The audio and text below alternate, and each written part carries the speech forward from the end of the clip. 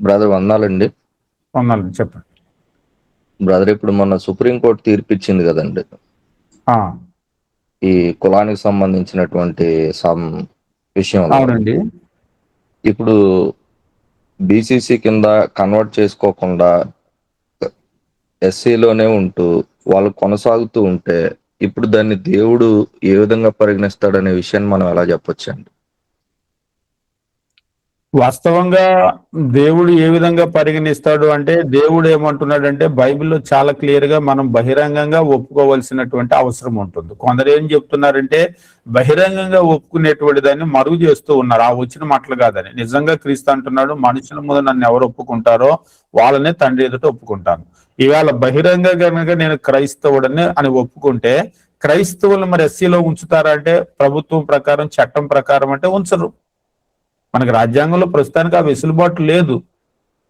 కాబట్టి బహిరంగంగా క్రైస్తవుడిగా గనక ఒక మనిషి ఒప్పుకున్నట్లయితే, తను క్రైస్తవుడిగా ప్రకటించుకున్నట్లయితే అతడు ఎస్సీలో ఉండటానికి అవకాశం లేదు. సరే, చట్టాల్లో మార్పులు చేయాలి, అదంతా కూడా చట్టసభలకు సంబంధించినటువంటి విషయం వాళ్ళు చూసుకుంటారు.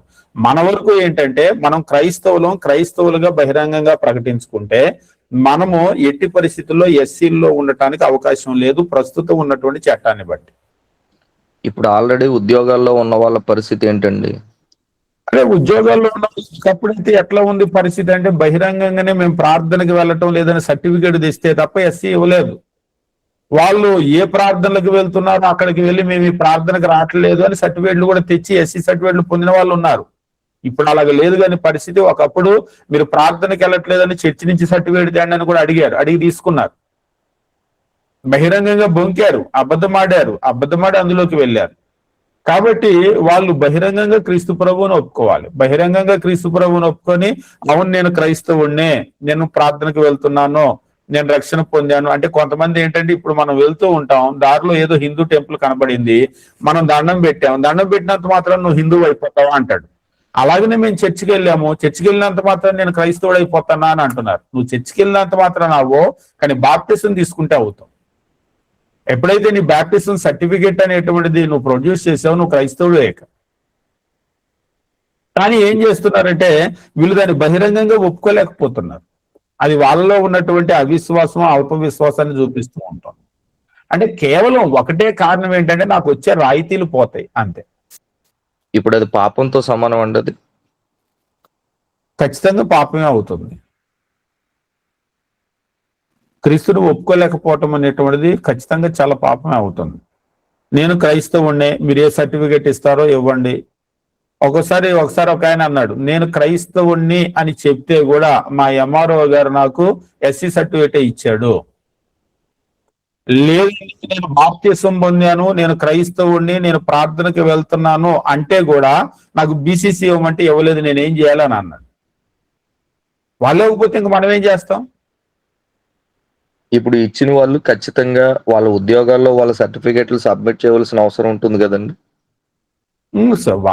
అది వాళ్ళకి సంబంధించిన విషయం. వాళ్ళు ఉద్యోగాలు సబ్మిట్ చేసేటప్పుడు వాళ్ళు ఏం సబ్మిట్ చేశారనేటువంటిది వాళ్ళ మనస్సాక్షికి తెలుసు. అది ఇప్పుడు ఏంటంటే ఆ విషయాలన్నీ కూడా వాళ్ళ మనస్సాక్షికి అన్ని అర్థమవుతూనే ఉంటాయి. మనం ఏం చెప్పాము, ఏం చెప్పి మనం ఇత్తి పొందాము అనేటువంటిది. ఇప్పుడు మనస్సాక్షిని మోసం చేయడం అనేది పాపమే అవుతుంది కదండి. ఇప్పుడు అవుతుంది, ఖచ్చితంగా వాళ్ళకి తెలుసు. మనం బయట నుంచి చెప్పాల్సిన అవసరం లేదు. అసలు మనం బయట నుంచి తప్పని చూపించాల్సిన అవసరం లేదు. వాళ్ళ మనస్సాక్షి చూపిస్తూ ఉంటుంది వాళ్ళకి. నువ్వు తప్పు చేస్తున్నావు, నువ్వు బొంకుతున్నావు అనేటువంటిది వాళ్ళ మనస్సాక్షి చెప్తూనే ఉంటుంది. మనం ఇప్పుడు కొత్తగా చెప్పాల్సిన అవసరం లేదు. వాళ్ళు మనతో అంటే వాదించగలరు కానీ మనస్సాక్షితో వాదించలేరు. ఇప్పుడు దాదాపుగా సొసైటీలో చాలా మంది క్రైస్తవులు ఇదే పరిస్థితుల్లో జీవిస్తున్నారు కాబట్టి ఇది మన జీవితానికి సంబంధించినటువంటి విషయం. కాబట్టి ఒక మంచి పేరు పొందాలి అనే విషయంలో సమాజంలో మనం ఈ స్థితిని ఎలా సమాజం అర్థం చేసుకుంటుందండి? అంటే మంచి ఇప్పుడు అనేక మంది ఇలాగనే చేస్తున్నారు కాబట్టి, అంటే అనేక మంది చేస్తే ఎప్పుడు కూడా తప్పు ఒప్పు అవుతుంది. ఎక్కువ మంది ఎప్పుడు కూడా ప్రామాణికం కాదు. తప్పు ఒప్పు ఎప్పుడు కూడా ఏంటంటే మనకు వాక్యాన్ని బట్టే నిర్ధారించబడుతూ ఉంటాయి. ఎక్కువ మంది చేశారు అనేటువంటి దాన్ని బట్టి ఎప్పుడు నిర్ధారించబడదు. కాబట్టి ఎంతమంది తప్పు చేసినా తప్పే. నోవాహు జలప్రళయంలో మనం చూస్తూ ఉంటాం. ప్రపంచం అంతా తప్పు చేసినా దేవుని నిర్ణయం ఎప్పుడు కూడా మారదు. ఆయన అందరినీ ముంచేశాడు అందరూ తప్పు చేస్తే. కాబట్టి తప్పు ఎంతమంది చేసినా గానీ ఒకే విధంగా ఉంటుంది దేవుని దగ్గర. కాబట్టి మనం క్రీస్తు ప్రభువుని బహిరంగంగా ఒప్పుకోవాలా అంటే అవును, ఖచ్చితంగా ఒప్పుకోవాలి. మరి మనము అలాగా ఒప్పుకోకుండా నేను ఎస్సీ సర్టిఫికేట్ తీసుకుంటే దాని వల్ల ఇబ్బంది ఏమన్నా ఉంటుందా, అది పాపం అవుతుందా అంటే అంతే కదా. మరి నువ్వు క్రీస్తు ప్రభుని బహిరంగంగా నువ్వు ఒప్పుకోలేదు, నువ్వు క్రైస్తవుడు అయి ఉండి ప్రస్తుత చట్ట ప్రకారం అయితే నువ్వు క్రైస్తవుడు అయితే నువ్వు బీసీసీ అవుతావు కానీ ఎస్సీ కావు. నువ్వు ఎస్సీ తెచ్చుకున్నావు, అక్కడికి వెళ్ళి కూడా బాబు నేను ఎస్సీ కాదు, నేను బీసీసీ, నేను ప్రార్థనకి వెళ్తున్నాను, నేను బాప్టిజం పొందాను, ఇది నా బాప్టిజం సర్టిఫికేట్ అన్న తర్వాత కూడా వాళ్ళు మనకి ఇవ్వకపోతే మనం ఏం చేయలేం. సర్టిఫికేట్ మన చేతిలో ఉండదు కదా.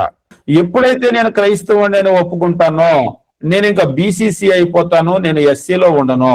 అంటే ఎక్కువ మంది ఏంటంటే ఈ దళితులు ఎవరైతే ఉన్నారో వీళ్ళు కన్వర్ట్ అయినప్పుడు ఈ సమస్య అంతా బీసీలు ఎస్సీలు అనే సమస్య వీళ్ళదే, ఈ సమస్య వీళ్ళది కాదు. అది ఇప్పుడు మా ప్రాంతంలో అయితే ఆ సర్టిఫికేట్ ఇవ్వను అనే పరిస్థితి లేదండి, ఖచ్చితంగా ఇచ్చే పరిస్థితులు మాత్రమే ఉన్నాయి. ఇప్పుడు మనం సబ్మిట్ చేసుకోవాల్సిన అవసరం మన మీద ఆధారపడి ఉంది కదండి. ఇప్పుడు మనము ఎవరికైనా చెప్పగలం, ఎవరికైనా చెప్పగలం, ఏ విషయమైనా చెప్పగలం, రక్షణ విషయం చెప్పగలం, బాప్తిసం విషయం చెప్పగలం. బలవంతంగా తీసుకెళ్లి నెలలో ముంచలేం. బలవంతంగా ఆయన ఎంఆర్ఓ ఆఫీస్కి తీసుకెళ్లి వాళ్ళ బీసీ సర్టిఫికేట్ నేను రాయించలేను, మీరు రాయించలేరు. అంటే వ్యక్తిగతంగా మనం తీసుకోవాల్సిన నిర్ణయం కదండి అది. మన గురించి కాదు, ఎవరి గురించి అయినా సరే. ఇప్పుడు మన గురించి ఏంటి అంటే వాక్యాన్ని వింటాం. నేను వేషధారిగా నేను కపటంగా నడుస్తానంటే ఎవరేం చేయగలరు? ఇప్పుడు అబద్ధం ఆడకూడదు అని ఉంది, అబద్ధం ఆడుతూ నేను కపటంగా నడుస్తానంటే ఎవరేం చేయగలరు? మనం ఒప్పుకోవాలి. నేను ఒప్పుకోనండి, నా రాయితీలు పోతేనే కపటంగా నడిస్తే మనం ఏం చేయగలం? ఎవరి పాటికి వాళ్ళు చేయటం, మీ పాటికి మీరు తీసుకోండి, నా పాటికి నేను తీసుకుంటాను, నేను కపటంగా ఉండను హానెస్ట్ గా ఉంటాను అన్న వాళ్ళు ఎవరి పాటికి వాళ్ళు చేసుకుంటారు. స్వచ్ఛందంగా చేయాల్సిందే. మనం ఒప్పుకోవాలంతే, ప్రజల ముందు మన విశ్వాసాన్ని ప్రకటించాలంతే. వాళ్ళలో ఆ భయం ఉన్నంత వరకు, ఇది లేకపోతే ఈ రాయితీ లేకపోతే ఒక అభద్రతా భావం ఉంది వీళ్ళకి. ఏంటంటే ఈ రాయితీలు ఉండకపోతే నేను అసలు నా పిల్లలు చదువుకోలేరు అనే ఒక అభద్రతా భావం ఉంది. ఈ భయం ఏం చేస్తుందంటే ఈ భయం వీళ్ళ చేతి పని చేస్తుంది. ఎవరో కొద్ది మంది మాత్రమే బీసీ సర్టిఫికేట్ తీసుకున్నారు కానీ దాదాపుగా 90% పైన, ఈనాడు మన సోదరులు ఉదయ్ గారు చెప్తున్నారు కదా, చాలా మంది ఇలానే ఉన్నారు. వాళ్ళ ఏరియానే కాదు, అన్ని ఏరియాల్లో ఇలానే ఉన్నారు. వాళ్ళంతా కూడా హిందువులోకే వస్తున్నారు. మనం క్రైస్తవులను ఒప్పుకోవాలి అంతే, అది మాత్రం మనకి మ్యాండేటరీ.